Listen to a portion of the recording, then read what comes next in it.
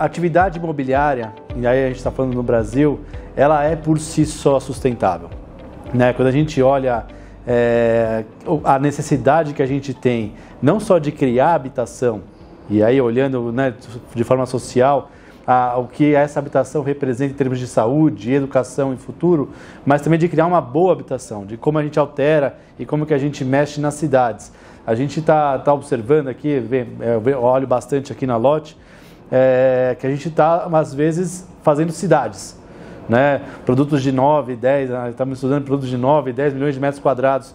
São cidades onde não existia antes. As fronteiras agro, né? O Brasil está crescendo, existe uma força de descentralização, né, da produção no Brasil, e eu acho que a produção imobiliária acompanha isso, então a gente tem que construir com responsabilidade, né? O capital também tem que seguir essa linha, né? Então, quando a gente fala de governança, então a gente tem que escolher, né, olhando como os fundos, né, os gestores de fundo, tem que escolher o parceiro ideal, aquele cara que de fato tem uma governança, e a governança vai envolver, aí uma empresa que está preparada com uma boa governança, vai envolver diversos fatores que vão levar esse cara a ter uma postura diferenciada em relação ao uso desse capital, dos recursos, de todos os recursos, não só do capital, né, entre recursos humanos, todos os recursos de uma forma mais sustentável.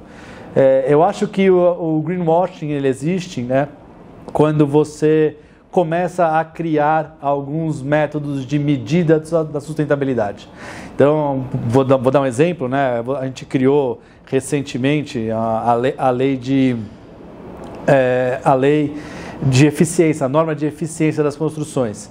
Então, quando existe uma lei, existe um limite que você tem que chegar nela para você pontuar, para de fato estar adequado a ela ali no limite inferior.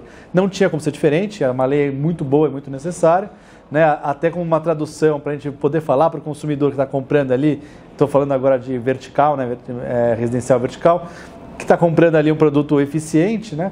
Mas começam a surgir aí nesses pontos o greenwashing, né? Então, você pega e olha e fala assim, a parede é acústica. Então, você vai lá no marketing e fala, aqui eu tenho um super acústico na parede e tal. Você começa a vender e você vende, né? Acaba sendo um ciclo, né? Você vende porque você precisa cumprir o que custa a mais, na teoria, né? Acho que existe uma outra discussão aí, se a engenharia de valor a gente consegue se adequar às normas sem custar mais, né? E não teria problema nenhum custar mais se as pessoas vissem valor naquilo, né? Então, a partir do momento que eles não veem valor, ou seja, se você tem um prédio, vou dar um exemplo até bem simplista, né? Se você tem um prédio com dual fluxo, né, 2 descargas e um 100, né, e o cara não vê, aquele ali é R$1 mais caro do que o vizinho, o resto é tudo igual, ele vai comprar um real mais barato, ele não vai se importar.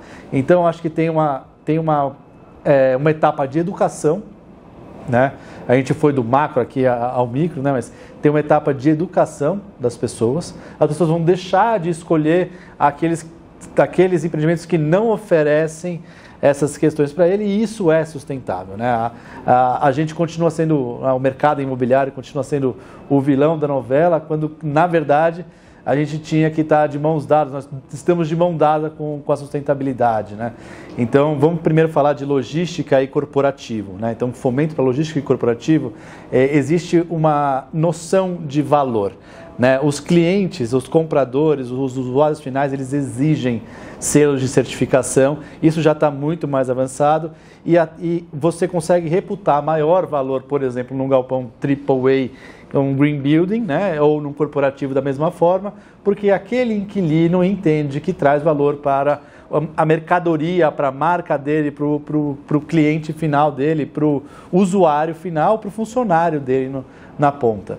E você tem o outro lado, que aí é um pouco ainda mais distante, que é quando você desenvolve o residencial para venda, que isso é bem comum no Brasil. Então, eu vou pular esse aqui, deixar esse aqui paradinho para a gente discutir ele um pouquinho depois e falar do residencial para renda, que é algo que a gente viu no painel hoje, né? Tá crescendo muito, vem se falando bastante dele, e é algo que você vai tomar e manter esse ativo com você por um período longo e vai ter inquilinos, né? Eles vão conseguir ver mais valor, o custo vai ser marginal e eu imagino que esses residenciais também vêm com mais eficientes, mais sustentáveis, né? Então acho que esse também mercado residencial tende a crescer. Aí a gente entra no outro mercado, que é o mercado de residencial para venda. O comprador não vê ainda valor, mas já existe exigência dos fundos de ter certificação. Não só a norma, tá? Mas alguns fundos a gente já vê com projetos até próprios.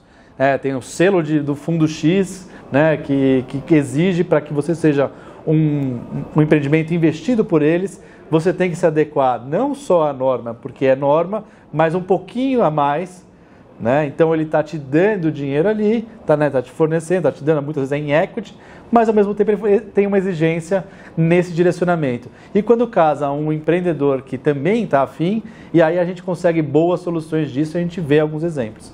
E tudo isso vai aumentando e vai levar no fim a reduzir os custos de capital, né? Então quando você vê, vou dar um exemplo, se às vezes tem um empreendimento que é sustentável, e aí não só greenwash, né, um ESG completo, e um outro que não, esse primeiro tem mais chances de conseguir capital primeiro do que o outro. Isso, de fato, já é um custo menor, porque se você levar no limite, enquanto esse vai conseguir capital, o outro não, né? E antes desse limite, um pode ser mais barato por causa do risco e o outro um pouco mais caro. No mundo inteiro estão surgindo, né, esses exemplos, e o Brasil não vai ficar atrás, até porque a gente compete com um capital internacional.